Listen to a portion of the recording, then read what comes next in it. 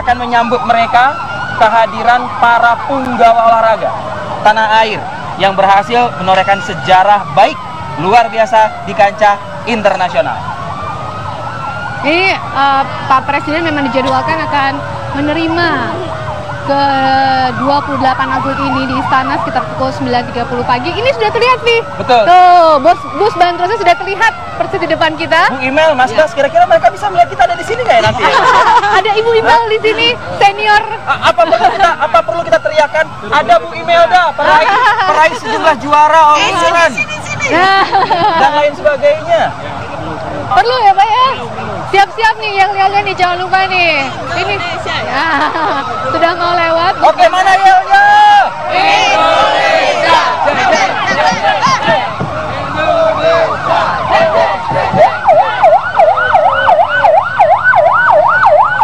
Baik. Inilah rombongan, ada rombongan dari motor gede begitu dan sejumlah ojek online ya. Terlihat. Saya tidak bisa berkata-kata kalau sudah dekat. Kebanggaan itu semakin saya rasakan, pemirsa. Saya yang berada di lokasi Jalan Medan Merdeka Barat pada pagi hari ini. Saya boleh lihat ya, Vi, ya? Saya melihat ada Chief di Commission, Bang Raja Sabta Oktohari. Lalu ada, mungkin bisa mendekat, Bu Imel. Bu Imel bisa mendekat. Bu Imel. Halo, ada Bang Sabta Raja.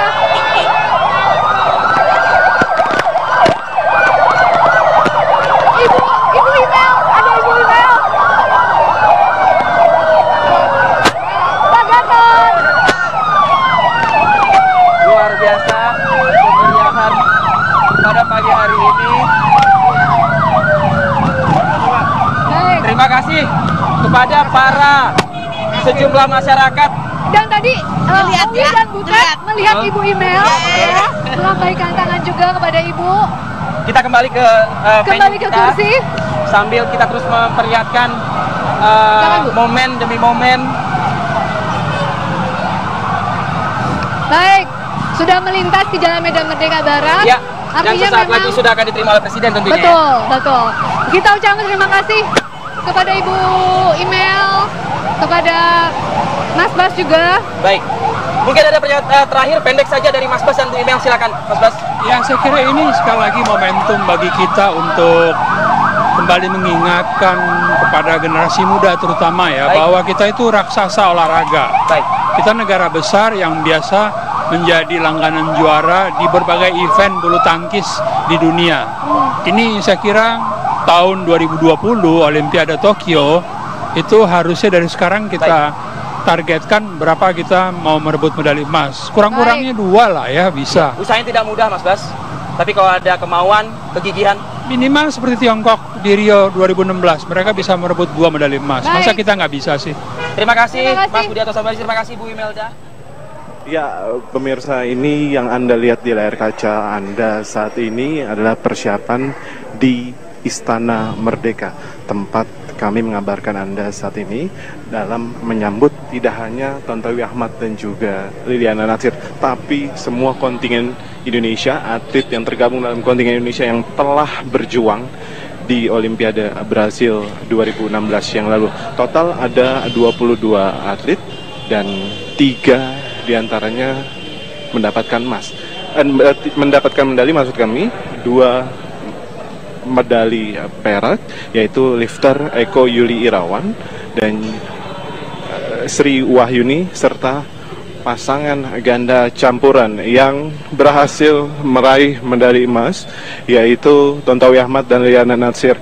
Dan arak-arakan ini sudah berada, informasinya sudah dekat dengan Istana Merdeka. Mereka diarak sejak pukul 8 pagi tadi, yang dimulai dari kantor Kementerian Pemuda dan Olahraga. Dan sampai saat ini kami masih menunggu mereka sudah memasuki halaman Istana Kepresidenan Jakarta, tempat kami mengabarkan Anda saat ini. Dan Anda bisa lihat saat ini memang sejumlah pasukan pengamanan Presiden sudah bersiap untuk mengamankan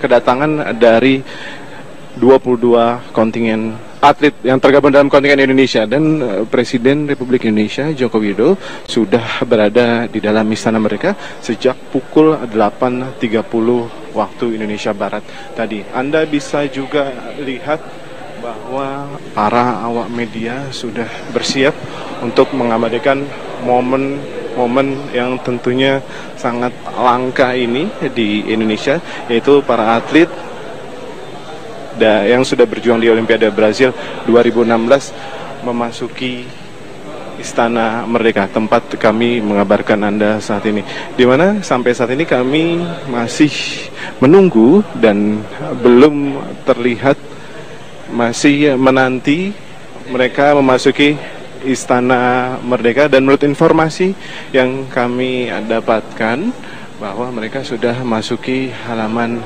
Istana Merdeka Jakarta.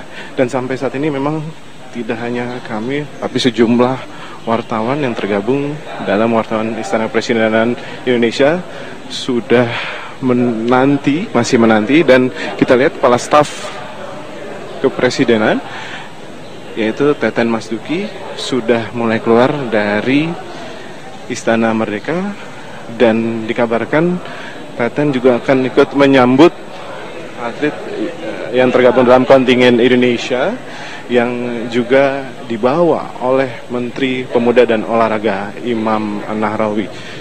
Tampaknya memang sebentar lagi arak-arakan tersebut akan tiba di tempat kami mengabarkan Anda saat ini. Memang kami hanya diperbolehkan di titik ini saja untuk mengabadikan kontingen Indonesia yang sebentar lagi akan tiba. Dan pemirsa, mungkin bisa dalam hitungan detik lagi akan datang. Ya, ini kita lihat sudah terlihat detik-detik kedatangan dari kontingen Indonesia. Kami masih menanti, dan tentunya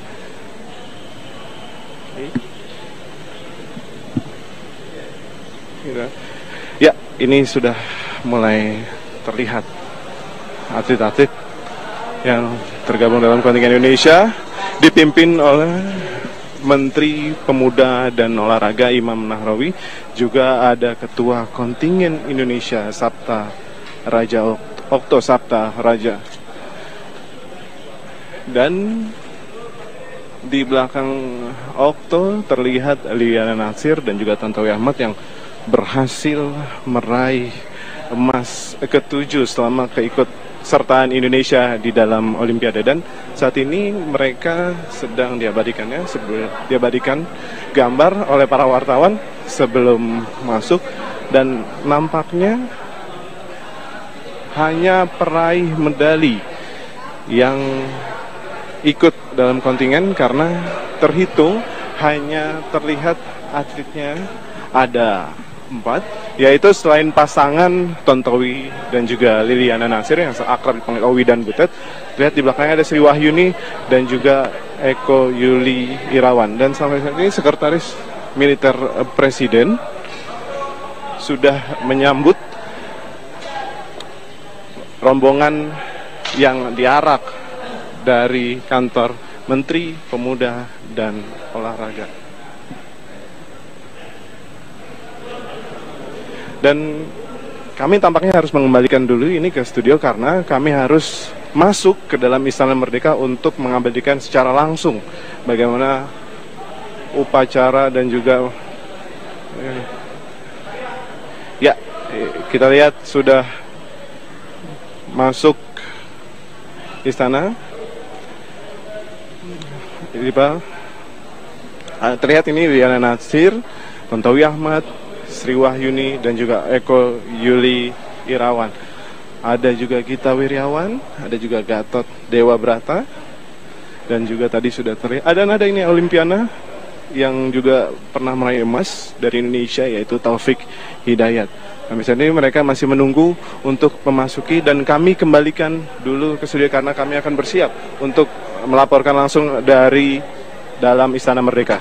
Kalau kita lihat, kalau berdasarkan keterangan Mario tadi di lapangan, di istana menyebutkan Mbak Yayu, tidak semua atlet-atlet ataupun kontingen yang diundang ke istana, tidak semua yang hadir, hanya ada 4 kalau saya mencatat. Ini kalau menurut Mbak Yayu gimana? Diskriminasi nggak sih atau gimana? Diskriminasi enggak, wajar. Ini kan bentuk apresiasi siapa yang memang yang peraih medali.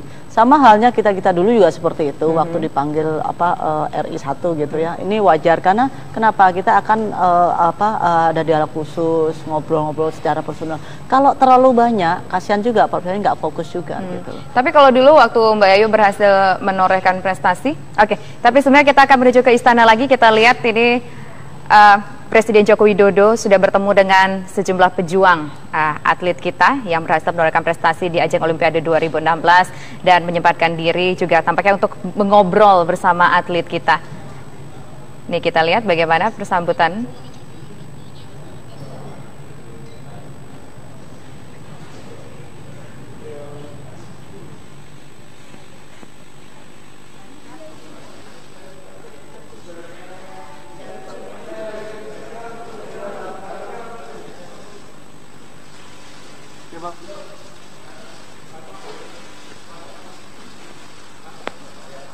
Halo, ini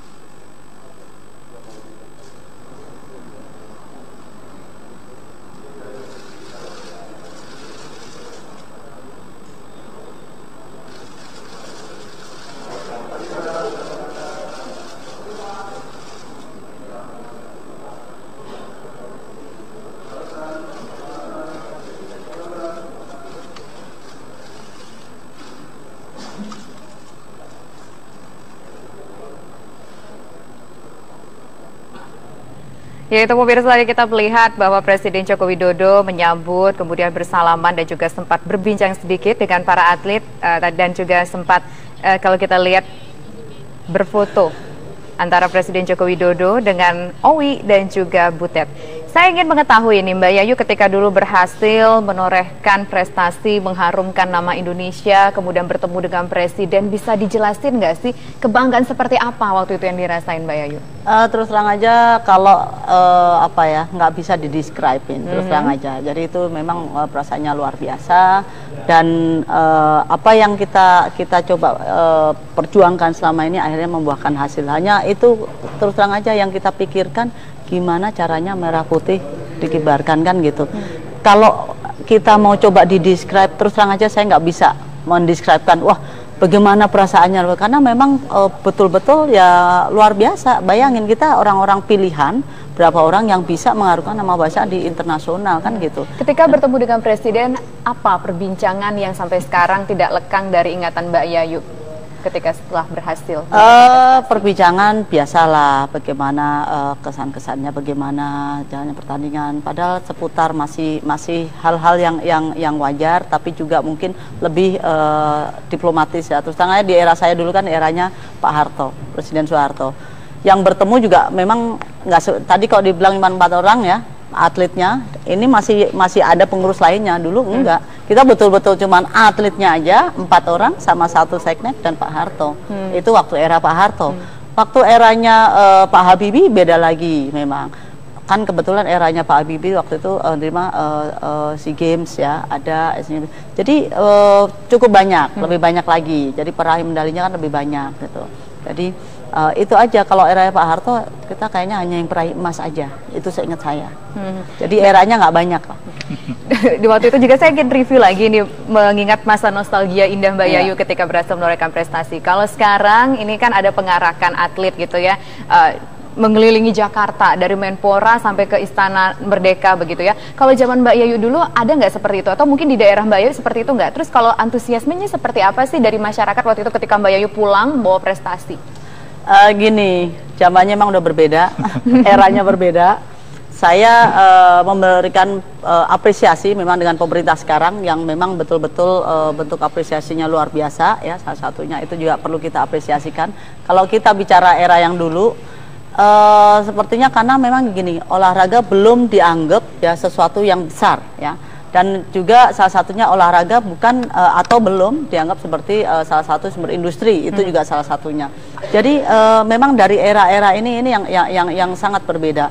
Kalau dulu sekarang kita bisa melihat mereka diarak, mungkin dulu beda lagi. Saya pernah diarak tapi di Jogja, katakanlah ya. Tapi kok di Jakarta enggak. Semeriah di Jakarta tadi enggak? Antusiasmenya, kalau saya bicara antusiasme ya, mohon maaf. Di daerah lebih antusias, karena mereka betul-betul mengeluarkan, oh ini dong pahlawan kita semuanya. Kalau di Jakarta orang sibuk kerja, memang ya udahlah terserah lo lah mau lewat lah kan gitu. Ya, mohon maaf aja kan gitu kan, kayaknya sepertinya tadi gitu aja, ya, lewat aja. Ya ada beberapa katakanlah pegawai-pegawai daripada perusahaan atau perkantoran di situ ada yang keluar, mereka yang merasa memang masih memiliki ada kebanggaan kan gitu. Tapi rata-rata pada fokus di bidang masing-masing. Mas Broto juga ngelihatnya seperti itu. Kayaknya penyambutan dari masyarakat Indonesia ataupun masyarakat Jakarta khususnya kayaknya biasa-biasa aja deh untuk pahlawan yang sudah berhasil menorehkan emas begitu. Ya mungkin yang pertama karena arak-arakan ini terjadi ketika hari kerja ya.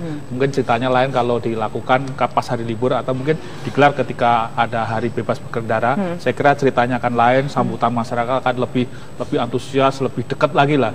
Sekarang karena atlet-atlet naik bandros tentu susah bagi masyarakat bisa bertemu langsung, menyapa atau berkomunikasi dengan sang juara. Seandainya itu bisa digelar di Car Free Day hari Minggu besok, saya kira ceritanya lain. Begitu juga atau ketika digelar di daerah. Saya mengikuti sempat ketika pahlawan bulu tangkis Indonesia menjadi juara dunia tahun 2013, ketika itu Hendra Setiawan dia diarak pulang ke Pemalang di Jawa Tengah. Saya kira sepanjang jalan dia diarak dari pendopo kantor bupati sampai balik lagi itu tidak pernah putus lagi. Begitu juga ketika Tontowi Ahmad yang dibesarkan dari Banyumas diarak di kota Banyumas, kota kecil. Saya kira memang sambutan masyarakat luar biasa saat itu. Memang sepertinya kedekatan lah antara sang hero, sang pahlawan di cabang olahraga ini dengan masyarakat begitu dekat. Dan saya kira itu menjadi sebuah atmosfer yang sangat bagus. Berharap bahwa prestasi olahraga itu bisa diresapi oleh warga masyarakat yang lain. Harapannya makin banyak lagi atlet-atlet yang bisa dilahirkan, makin banyak lagi prestasi, benar, memberikan inspirasi pada masyarakat bahwa seandainya kamu berlatih dengan baik, kamu berlatih dengan tekun, disiplin, dan kamu berprestasi, hasilnya akan kira-kira sama lah, kamu akan menjadi pahlawan olahraga Indonesia. Kelengkapan peralatan jangan disalahkan kan gitu loh, itu permasalahannya. Nah, ini kan dana dari pemerintah artinya sekarang kurang mencukupi untuk mendorong prestasi atlet kita ataupun memfasilitasi prestasi atlet kita. Kalau misalnya kita mencari katakanlah sponsorship dari swasta, apakah sekarang masih menjadi hal yang sulit atau justru mungkin lebih gampang kok mendapatkannya? Itu sebetulnya kan bisa dilakukan, ada kan peran di situ, ada peran KONI, peran KOI. Kenapa? Kayaknya tertarik nggak sih, banyak nggak sih gini, pihak swasta yang saya mengira-ngira aja ya. Ini saya perkiraan saya. Kenapa Pak Jokowi akhirnya minta bantuan seorang Erick Thohir untuk terjun jadi ketua KOI umpamanya? Kan beliaunya backgroundnya pengusaha, ya. Dia juga salah satu pemilik Inter, ya, sepak bola yang begitu dahsyatnya. Otomatis diharapkan bisa merangkul para sponsor kan gitu. Jadi diharapkan olahraga di bawah KOI itu khususnya di bawah seorang Erick Thohir ini bisa lebih berkembang lagi. Itu salah satunya. Kalau Kemenpora ya kan memang nggak bisa mencari sponsor. Jadi sponsor itu harusnya memang bisa dicari dari sisi KOI dan KONI. Kita bicara olahraga dulu sebelum Undang-Undang SKN terbit. Itu semuanya memang namanya KONI masih jadi satu, mohon maaf, KOI dan KONI itu kan mereka masih jadi satu dan mereka adalah lembaga NGO, ya kan, yang dimana memang mereka olahraga dananya nyari sendiri. Paling pemerintah memberikan sumbangsi, katakanlah ini sumbangsi dari pemerintah 700 juta. Saya ingat banget itu zamannya terakhir, mungkin zamannya era Pak Wismoyo ya, itu paling maksimal pemerintah memberikan 7M. Yang lainnya nyari sendiri beliau. Jadi ini memang yang dibutuhkan, mohon maaf, pemimpin-pemimpin dari cabang-cabang terutama, ya sebetulnya ini semuanya kuncinya dari cabang-cabang. Mereka gimana caranya kalau bisa merangkul para sponsor. Yang lalu sudah ada edaran ya, ada bentuk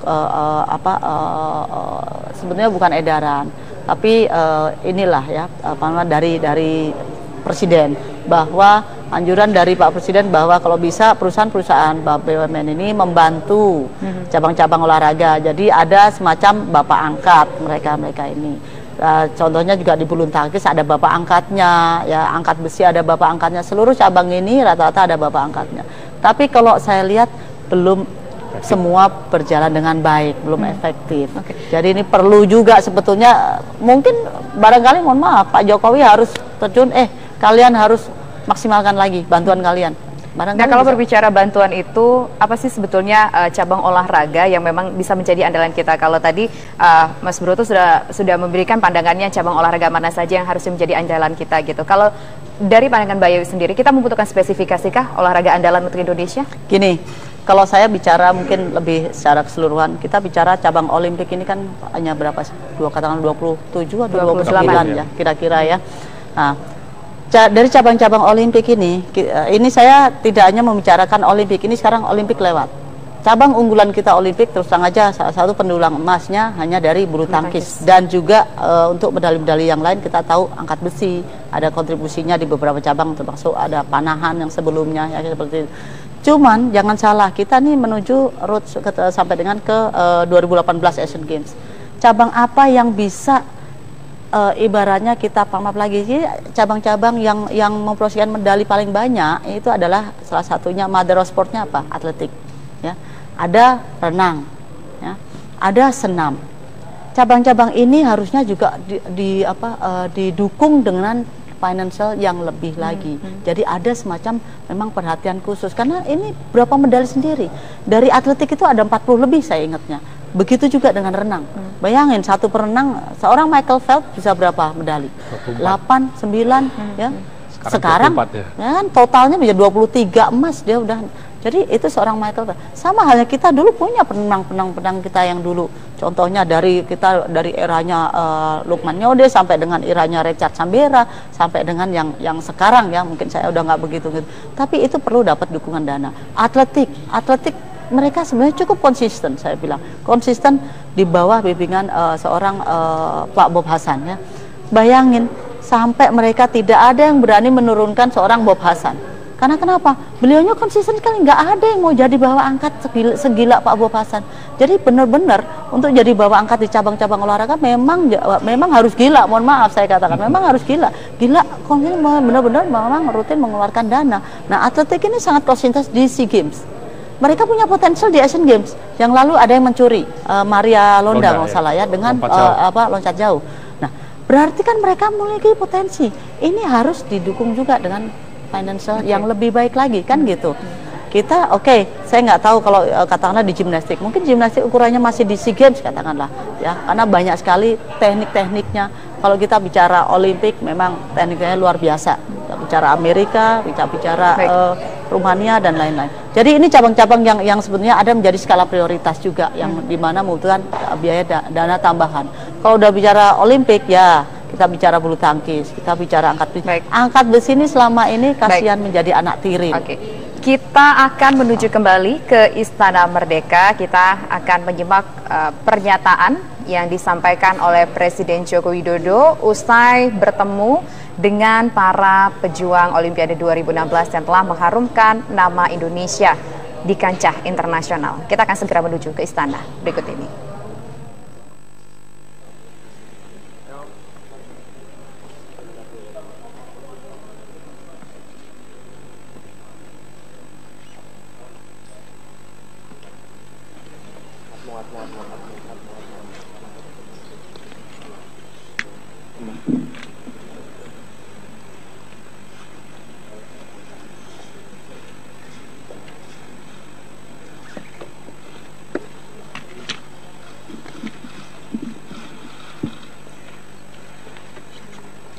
Ya, pertama-tama saya atas nama rakyat, atas nama pemerintah mengucapkan selamat dan mengucapkan terima kasih yang sebesar-besarnya atas perjuangan seluruh atlet di Olimpiade di Rio, dan hasil yang telah dicapai adalah sebuah hasil maksimal. Kalau di London 2012 dulu kita mendapatkan 2 medali, 1 perak, 1 perunggu. Sekarang kita mendapatkan 2 perak dan 2 emas, 1 emas. Dan ini adalah sebuah perjalanan kerja keras yang panjang, baik dari cabang olahraga yang ada, yang menata perencanaannya dengan baik, bukan sesuatu yang instan. Dan tadi saya sudah memerintahkan kepada Menpora untuk fokus, untuk memberikan prioritas pada cabang-cabang olahraga yang sudah kelihatan prestasinya, baik sisi sarana dan prasarana, camp untuk latihan, untuk pelatnas. Saya kira kalau ini kita lakukan dengan sebuah perencanaan jangka panjang yang baik, saya meyakini bahwa emas yang lain akan bisa kita dapatkan dari lebih banyak di cabang-cabang olahraga yang sekarang sudah mendapatkan medali maupun di cabang-cabang yang belum. Tetapi fokus, tidak semua harus kita kerjakan. Fokus di tempat-tempat yang memungkinkan kita untuk mendapatkan medali, dan juga anggarannya tadi sudah saya sampaikan saya perintahkan kepada Menteri, kepada Menpora untuk juga memberikan prioritas dan fokus pada cabang-cabang yang kemungkinan di dalam, baik di Olimpiade atau nantinya di Asian Games bisa mendapatkan medali. Ya, saya kira itu yang bisa saya sampaikan. Sekali lagi ucapan terima kasih yang sebesar-besarnya kepada ketua-ketua cabang olahraga PBSI maupun angkat besi, dan ketua cabang olahraga yang lainnya, KONI, pada Menpora, dan seluruh tim yang telah berjuang dengan keras membawa nama baik bangsa dan negara. Terima kasih. Assalamualaikum warahmatullahi wabarakatuh.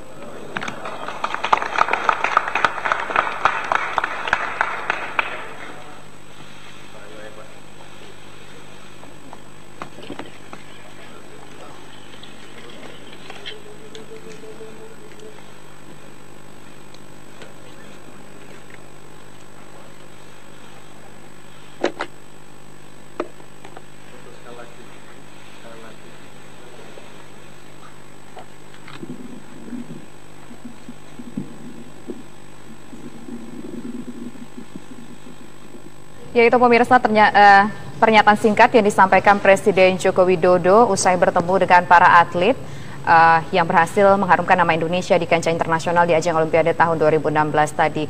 Presiden Joko Widodo mengapresiasi prestasi yang sudah berhasil dikumpulkan oleh pejuang atlet kita di Olimpiade 2016 dan berharap agar pembinaan olahraga di Indonesia ke depannya lebih baik, dan agar ke depannya lagi ini Kemenpora lebih fokus untuk memperhatikan olahraga-olahraga yang memiliki potensi yang besar untuk kita kembangkan ke depannya.